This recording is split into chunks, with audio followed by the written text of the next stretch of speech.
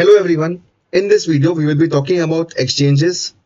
Like for example, there are situations when you are attacking and there are some pieces of your opponents which is defending and you want to get rid of those pieces.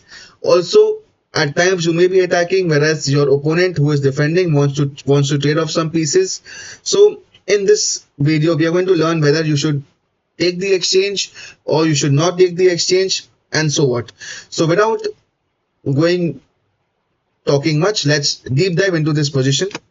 Now over here it is white to move. You are threatening a mate on h7, but the small issue is that the black's knight on f6 is guarding this square. So what do? You need to get rid of this knight on f6. So over here, if you came up with the move knight c to e4, well, this is a great move because what you are doing is you are actually deflecting this knight. Black of course cannot take this because he falls into a mate, and the point over here is you want to exchange the piece that is the defender of your attack. Like for example, you are threatening a mate in one, but because this knight is defending this, you want to get rid of this knight, so you want to exchange of this knight with one of your pieces. However, make sure that you do not attack it with one of the pieces or one of the resources that you are using in the attack. For example, this knight can also be deflected with this knight by getting knight g to e4. But this of course is bad because now what happens is you are losing the resource that was helping you in your own attack. So it is important to play the move knight c to e4, and over here black is defenseless. I mean, he has no defense. He may want to play the move to d8 or something, trying to say that, you know what, making space for the king, but this is obviously lost because after you take, you have the move queen h7 check, and this leads to checkmate.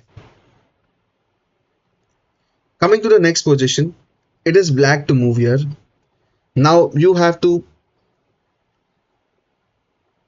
what you have to do guys, you have to see that all your pieces are very strong and they are attacking, but you are attacking on the h2 square, you are attacking on the f2 square, but what is that small little problem in this position?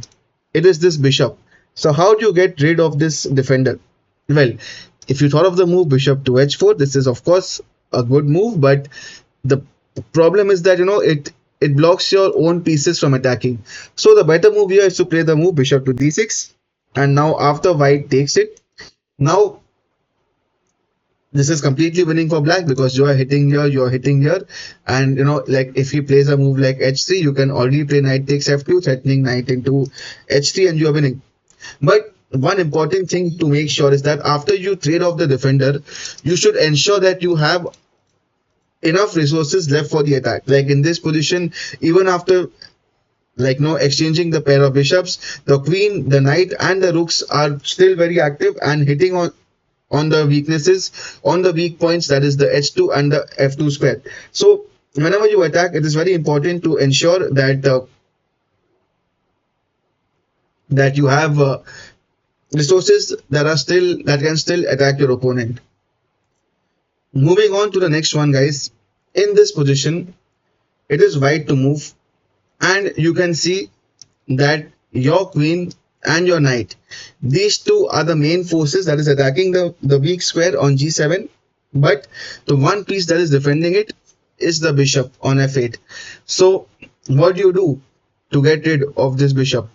Well, if you found the move bishop to b4, then that is the correct move because now you are hitting the bishop, and black of course is going to play the knight to e6. Now what is the point of this knight? Now this knight is still defending the square that you are hitting with the queen and the knight. So you trade the bishop, and now you have to deflect this knight. Now there are multiple ways of deflecting this knight.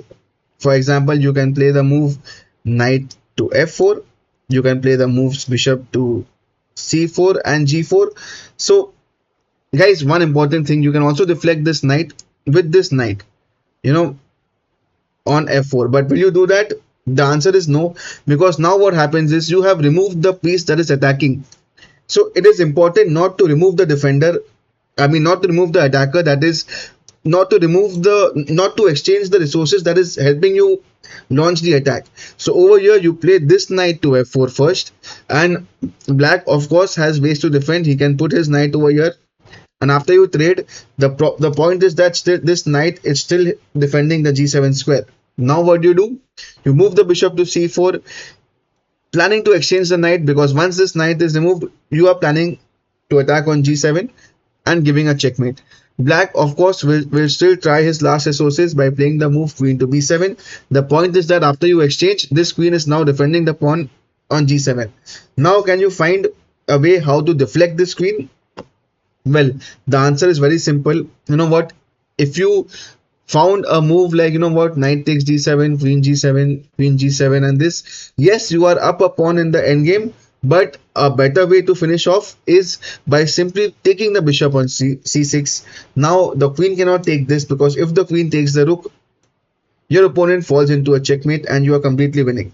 So guys, one important thing over here that we learned is that when you are launching an attack, you want to trade off the pieces, you want to trade off the defenders, but in the process make sure that you still have enough resources left to attack. For example, when you exchanged off the bishop, you had to deflect this knight. Yes, you got this knight over here, and let's say after a series of exchanges, this knight is still defending on the g7 square. You have multiple ways. You have bishop c4, bishop g4, as well as knight f4, but you have to make sure, you have to realize that you cannot deflect this knight by moving your knight on h5, because this knight is actually one of the key attackers, or one of the resources that you are using to attack. And the reason you're deflecting this knight is because this queen and this knight is attacking on the g7 square and threatening a checkmate. And if you remove this knight, then you don't no longer have any attack. So guys, the thumb rule is that whenever you want to exchange off the pieces, you want to do some smart exchanges, remove the defender, make sure that while removing the defender, none of your pieces or none of your resources which is forming the attack get traded. Moving on guys to the next one. In this position, you see the black king is kind of unsafe, because the pawns are pushed out. Your bishop over here is very active. You can see that your bishop has an open diagonal. The rooks can come into the attack anytime. So in this position, let's say black plays a move like queen to b6. Now the first question to you is, in this position, would you accept the trade of queens? I mean, would you accept the exchange? And black is also threatening to take on the pawn on d4.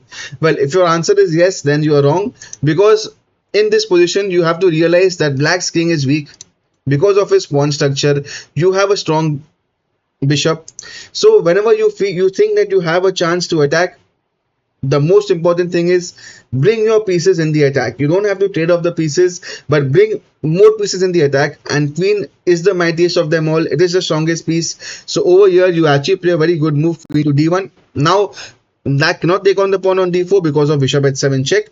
So you are still continuing with the attack.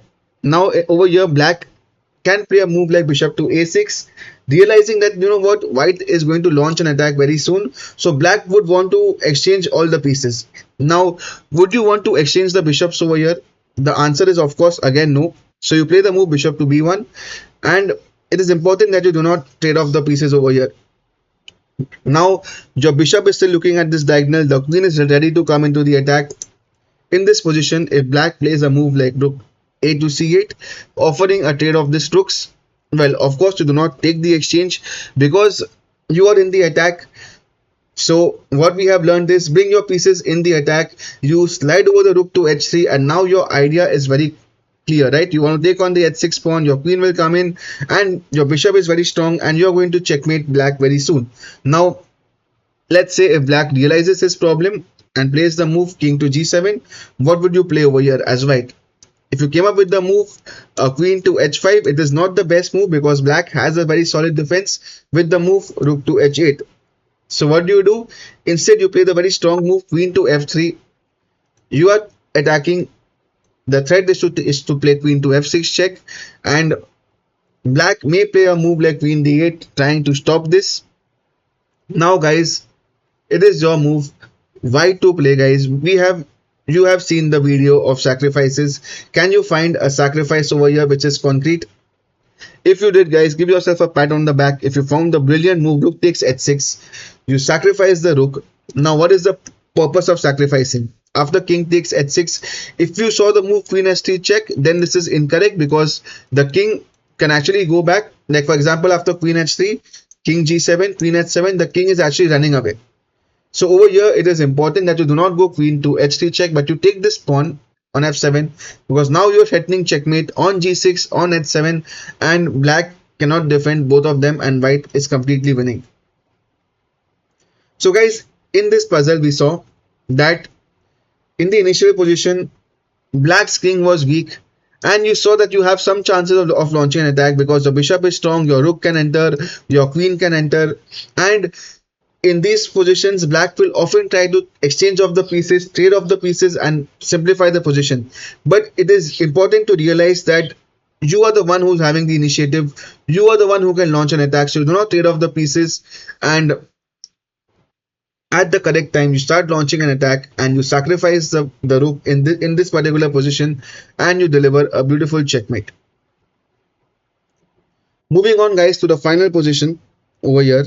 So in this position, let's say black plays the move rook a to c8, offering you an exchange of rooks. My question to you is, would you take the exchange? Well, over here again, as you can see, your queen and rook is staring down the opponent king in the h file. Your knight is well placed. The other knight can jump into the attack very soon. So what do? You get more pieces into the attack, and what a better way than putting your rook on f1, putting your rook in another open file, and you know what, saying that I will not trade pieces, I will go and launch an attack. Now black here can play a move like knight to d5, offering a trade of knights. What do? Well, of course, by now you guys have understood and you guys are strong. So you realize that black is trying to simplify stuff. You do not exchange pieces. You bring in your pieces in the attack. Now just look at the knight, the queen and the rook. All of three pieces, they are very well placed. At some point, you can even play a move like knight to f6 check and you can actually win the game. Now, finally, let's say if, black says let's trade off the queens because black is scared of your attack. Over here you can actually even play knight to f6 check, but the best way to continue over here is to actually move the queen to g3, and this position is definitely winning for white. You have the h file and the f file and the g file. The black king looks very unsafe and white is going to be definitely better. So through these videos, the purpose was to help you understand when to actually exchange and when to not trade pieces, and secondly, when do you remove the defender of the key attacks. For example, in the previous positions we saw how we were deflecting the defenders while ensuring that the resources that you have that is doing the attack stay intact. For example, in this position, in this position we ensured that this queen on a1 and the knight on h5, they stay intact, whereas we use the other pieces to remove the defender, but the two pieces, that is the two resources that you are using to launch the attack, they stay intact. So guys, I hope this video was helpful to you, and guys, if you are enjoying this, don't forget to like the video and subscribe the channel, and see you guys in the next video.